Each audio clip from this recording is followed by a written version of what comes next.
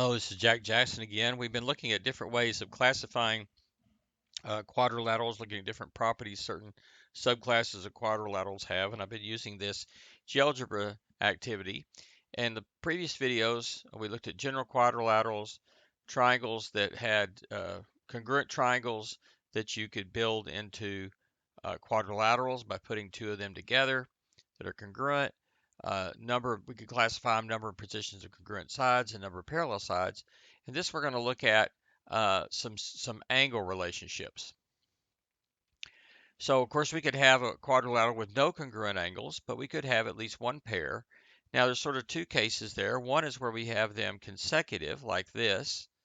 So the two red angles, angle A and angle B here, are congruent. Lots of different possibilities, including concave and convex. Somewhere in there might be an isosceles trapezoid, or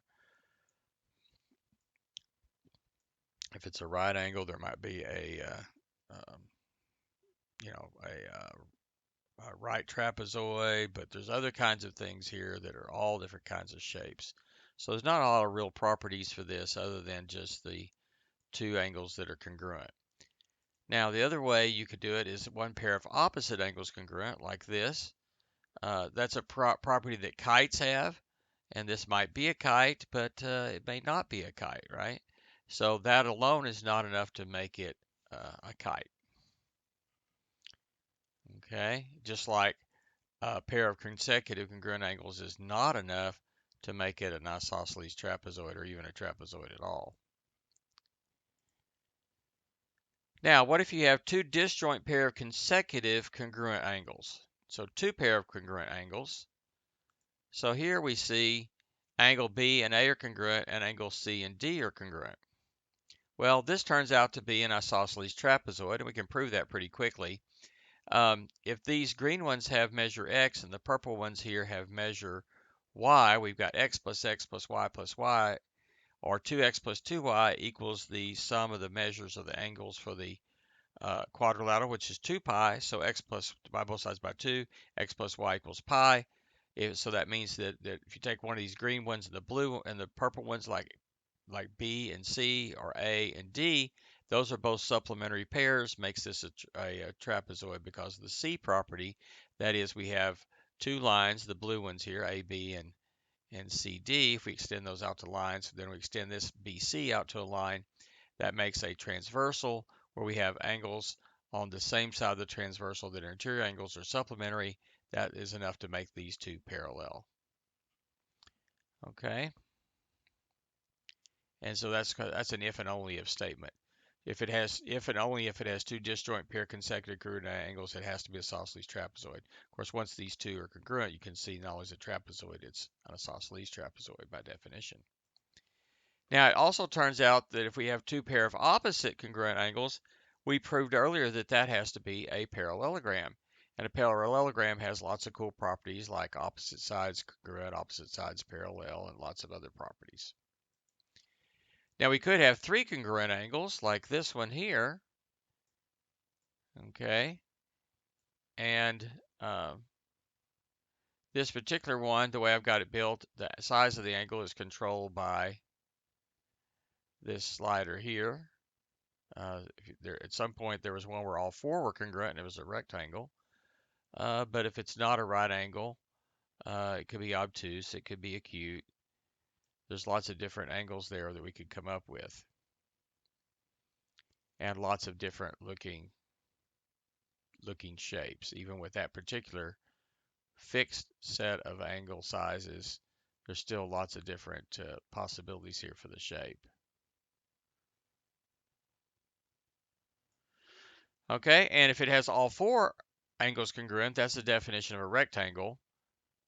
And a rectangle turns out to have lots and lots of cool properties. Now let's talk about some of those. Okay, by definition, a rectangle is an equiangular quadrilateral, so it has all four angles are going to be congruent. Well, that turns out that all four angles are actually right angles, because if they add up to 2 pi, divide by 4, each one is measured pi over 2, or right angle, 90 degrees. And since they're also supplementary, that makes this a trapezoid, it makes it a parallelogram, makes it an isosceles trapezoid, so it has all those interesting properties that those things have. Since it turns out to be a parallelogram, opposite sides are parallel and congruent, for both pair. The diagonals, if we draw those in, they bisect each other since it's a parallelogram, and they're also congruent since it's an isosceles trapezoid, so it inherits those properties there. It turns out that we have two pair of congruent equilateral triangles here. BXC is congruent to AXD, and then AXB is congruent to DXC. So we have some congruent isosceles triangles there. If you look at the big right triangles, ABC is congruent to ADC. It's also congruent to BCD. So we got several different right triangles in there that are congruent. So it has lots of things. It has two lines of symmetry, a line of symmetry about the midpoint of opposite sides, and then also the other pair of opposite sides line of symmetry. That's a property it gets because it's an isosceles trapezoid, but isosceles trapezoid only necessarily has one of these. This can be thought of as an isosceles trapezoid with either the red ones or the blue ones, sides being considered the bases. It is, since it's isosceles trapezoid, it has to be cyclic. And so we see that. So it has lots of cool properties. It has rotational symmetry of angle of pi about this x, the midpoint of one of the diagonals. It's actually the midpoint of both diagonals, or where the diagonals intersect. The diagonals bisect each other, and they are congruent. So it has lots and lots and lots of cool properties. Just really proving those is really straightforward, because as soon as you can prove that a rectangle is a parallelogram, then it's pretty quickly can see that it's also an isosceles trapezoid, so it gets all the properties of both a parallelogram and isosceles trapezoid put together. Now, what about right angles? Well, we can see that we could have one right angle. Here's one that has just one right angle. No special real properties of that, just that it has the one right angle. This one has right angles and they're opposite each other. It turns out that in this case, if it has two right angles, uh, the other two are going to have to be a supplementary pair as well, but not necessarily right, or not necessarily congruent.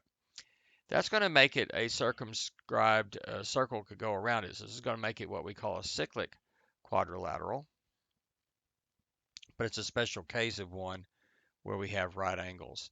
If you draw this diagonal here, that turns out to be a diameter or diametric chord of that circle. It goes through the circumcenter there. It could have at least one pair of consecutive right angles. That turns out to be a right trapezoid. If these are consecutive and right angles, then the top and bottom here must be parallel, and you have a right trapezoid.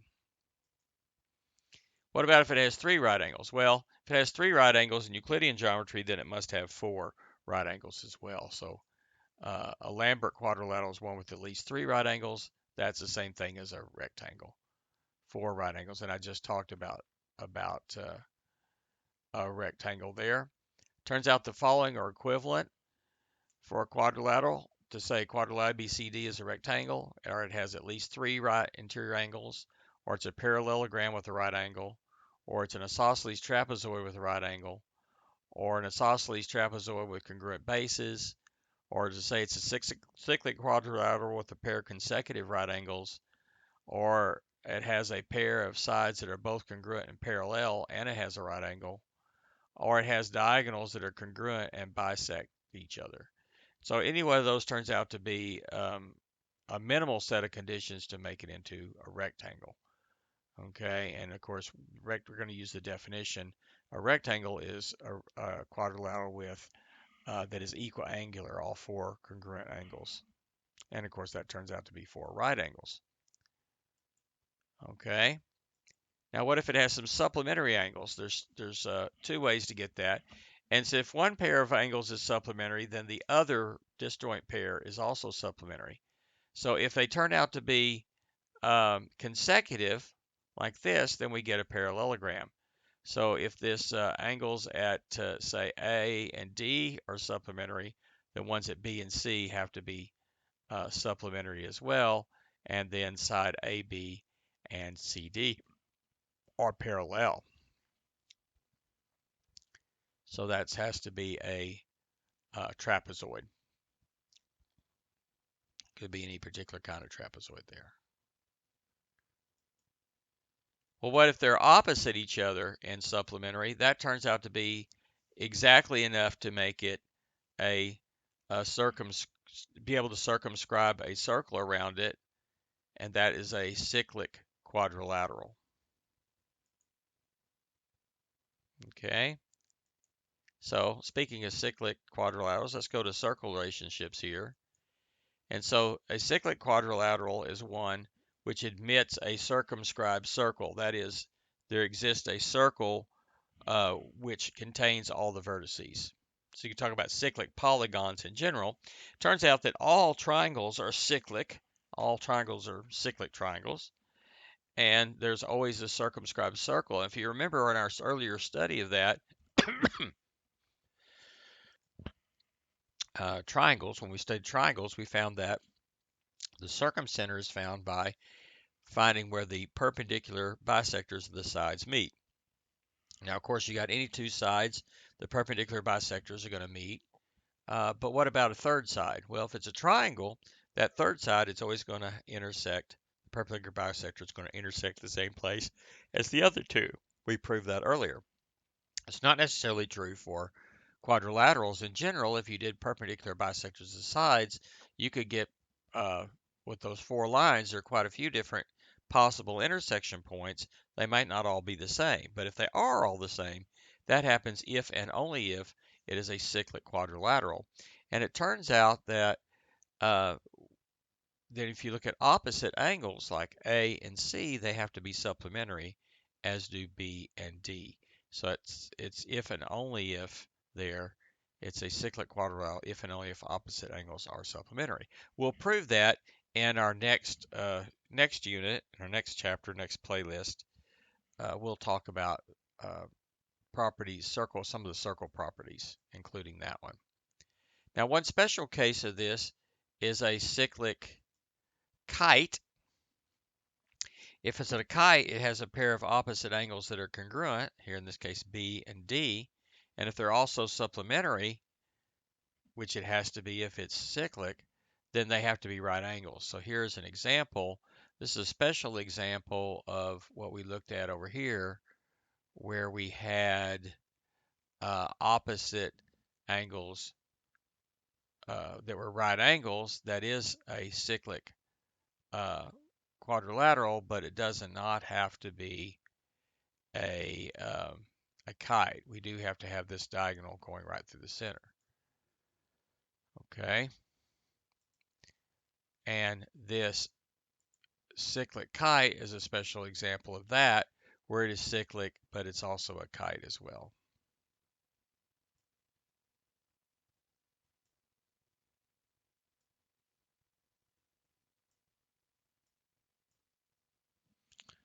Okay. And finally, and remember once more that those perpendicular bisectors of sides will go through the center of that. Of course, it's a kite, so it has a line of symmetry. Now, there's also one other kind that if we're going to talk about circumscribing a circle, we might want to talk about inscribing a circle. There's not as a standard word for this, so I made up my own. I called it a tangential quadrilateral or tangential polygon because the sides of this are tangent to that uh, circle on the inside, the inscribed circle. Now, once again, if you remember that from our study of triangles, all triangles are both tangential and cyclic. In other words, they always have a circumscribed circle and an inscribed circle. And the inscribed circle, which is what we're looking at here, will happen where the intersection of the angle bisectors meet. If you just have a triangle, those 3 angle bisectors will meet at one single point. Potentially that could have been more, but it never turns out that way in a triangle. They're always the same. We proved that earlier, but not necessarily true for a quadrilaterals or higher number of sides in a polygon. These angle bisectors could eventually meet at more than one point. 2 of them will meet a point, other 2 will meet at a different point. But if they do all meet at the same point, then you've got exactly what you need to make that inscribed circle. Notice that the radial segments going from the end center to the sides are perpendicular to the sides, and of course that's the shortest distance there. So these circles really are tangent to the circle. The circle's tangent to the sides. The sides are tangent to the circle.